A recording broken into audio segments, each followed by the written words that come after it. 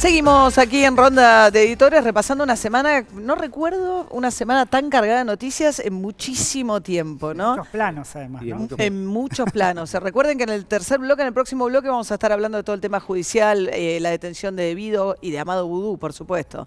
Tema reforma laboral. Esa sí hay.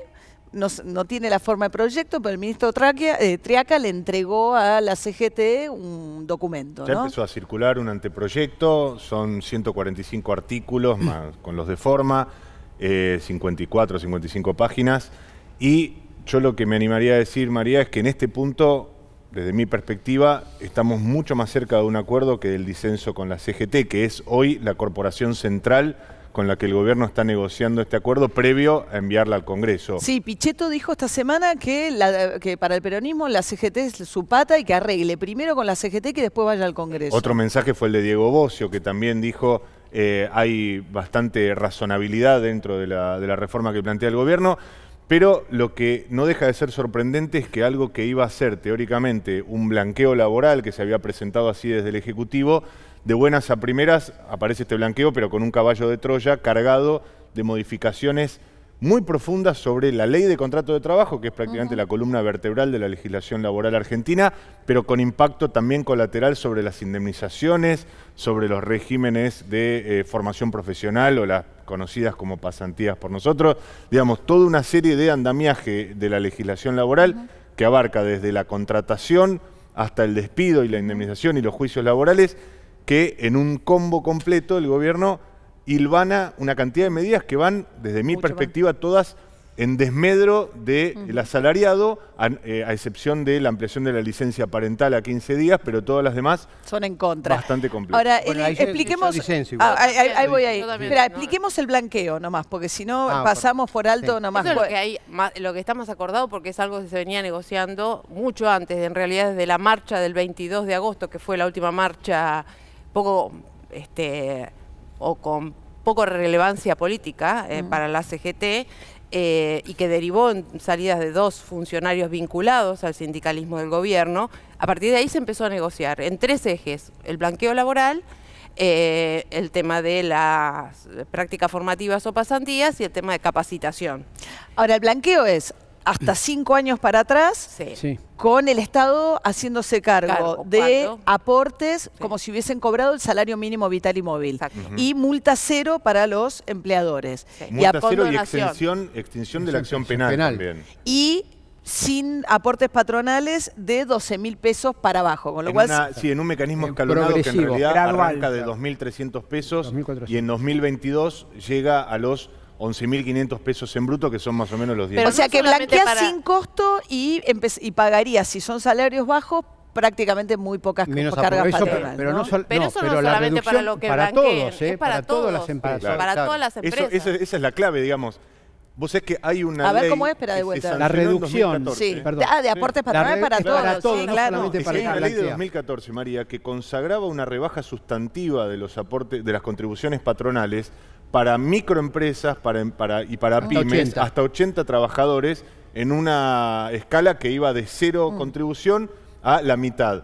Ahora, en lugar de tomar eso, lo que hace el gobierno es adicionar este blanqueo, que en definitiva, preexistiendo esta ley, lo que hace es solamente beneficiar a las medianas y a las grandes Porque compañías. las pymes ya tienen un régimen especial que le permite. Daniel decía... Y aparte, como bien dice Mariano, por un lado, esos beneficios especiales los empieza a eliminar porque va a converger la tasa de contribución total del 21,5 al 19,5 y esta gente que pagaba 17,5 va a converger a 19,5. Sí, en realidad convergen en 19 en el 2020. Cargas patronales, estamos hablando. Terminan subiendo 2 puntos a las pymes y a las empresas. Exactamente, así que ahí un error garrafal. Porque le quita a las pymes la posibilidad, un beneficio, le sube a un sector y le baja a otro. Sobre todo que las pymes son más intensivas en mano de obra que las medianas. El 80% de la empleabilidad. Además hay más informalidad en las pymes. Así que hay un error. O sea que las pymes también están perjudicadas. Pero hay un concepto que me parece importante que altera toda la legislación laboral. Hoy en la legislación laboral parte de la base de que el trabajador no está en igualdad de condiciones que con el sector empresario. ¿Está claro? Entonces, en caso de duda, la legislación dice que se falla en favor del trabajador.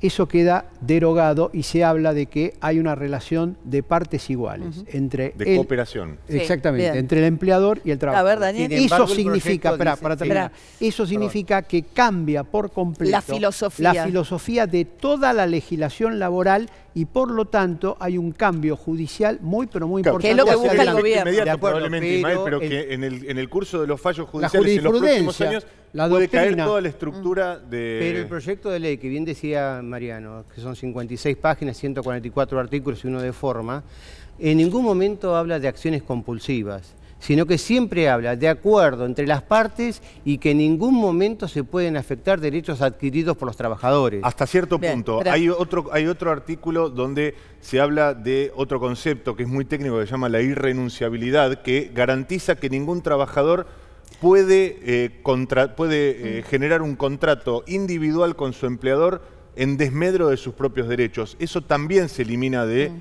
proyecto original. Pero déjame decirte sí. un dato nada más.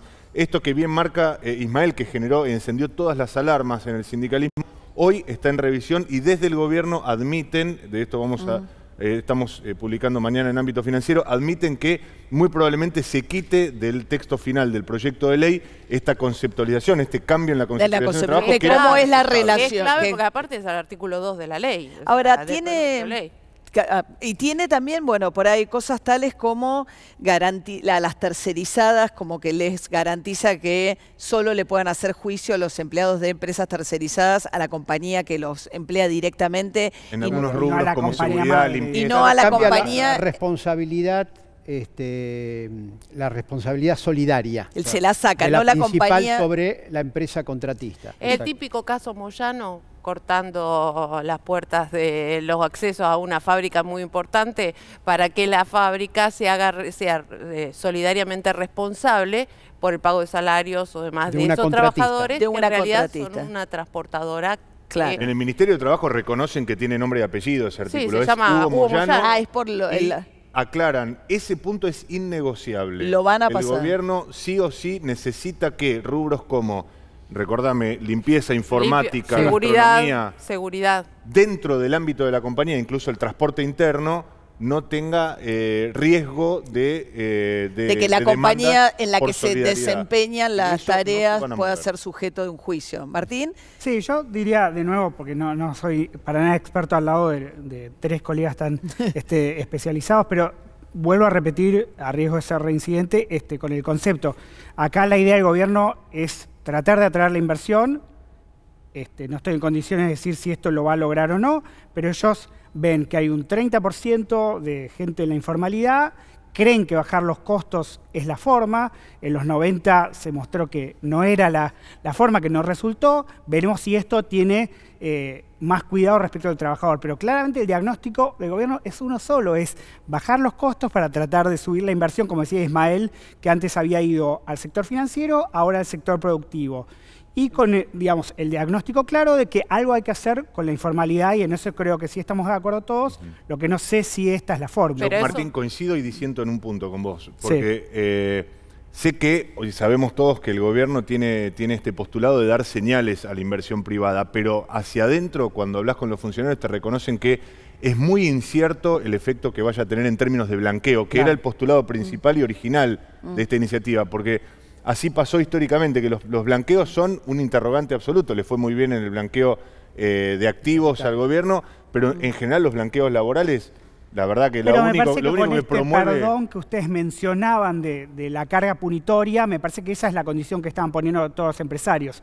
O sea, perdoname hacia adelante, pero también para atrás, porque si no, ¿cuál es el sentido? Pero sin embargo, pero coincido aparte- con Espera, Martín perdón. en cuanto que el blanqueo te soluciona el problema del pasado, Claro. pero no te corrige el problema del futuro, que es el costo laboral. Bueno, Porque pero ahí a entra partir la rebaja de de una impuestos. reducción de los aportes o de las contribuciones patronales sobre una base inicial de 2.300 pesos, eso y nada es muy parecido. O sea, el gobierno me parece vos lo que ten- estás diciendo es que no rebaja lo suficiente las cargas Claro, patronales. Ese es tu muy punto de marginal. vista. Pensemos que el salario promedio de la economía está en 24.000 pesos brutos Y si se computan horas trabajadas, horas extras, etcétera, llega a casi 30.000 los últimos datos del Ministerio de Trabajo para el personal registrado. Entonces, que inicialmente sobre 2.300 pesos de ese salario de 30.000 o de 24.000 deje de tener una contribución patronal, el impacto sobre la baja de los costos laborales son ínfimos. Entonces, el incentivo a mantener trabajadores en negro sigue estando vigente. Yo creo que la principal razón que buscaba el gobierno en términos, como decía Martín, de atracción de capital es la indemnidad judicial, tanto en el plano administrativo como en el plano penal. Ese es el principal mensaje que quiere dar este gobierno. No va a haber problemas para contratar personal. No, yo creo que no se puede analizar una reforma laboral impositiva fuera del contexto general. ¿Está claro? Entonces, ¿qué es lo que tenemos? Tenemos un contexto con fuertes desequilibrios externos en la economía argentina y con costos financieros elevados. Entonces, pensar que una rebajita de acá sobre contribuciones patronales sobre la seguridad social, con todos los problemas que eso significa, porque por un lado se dice que el sistema previsional y seguridad social está en quiebra y después por otro lado se lo desfinancia más con el hecho de... Con lo cual, digamos, es incoherente el discurso allí. Entonces, cuidado. Este año vamos a tener un récord de más de 8.000 millones de déficit en la balanza comercial. Tenemos déficit en la balanza... Que ese es el otro rojo importante, la balanza comercial. Y tenemos déficit gemelo, déficit fiscal, balanza... Cuenta corriente de balanza de pagos terriblemente deficitaria.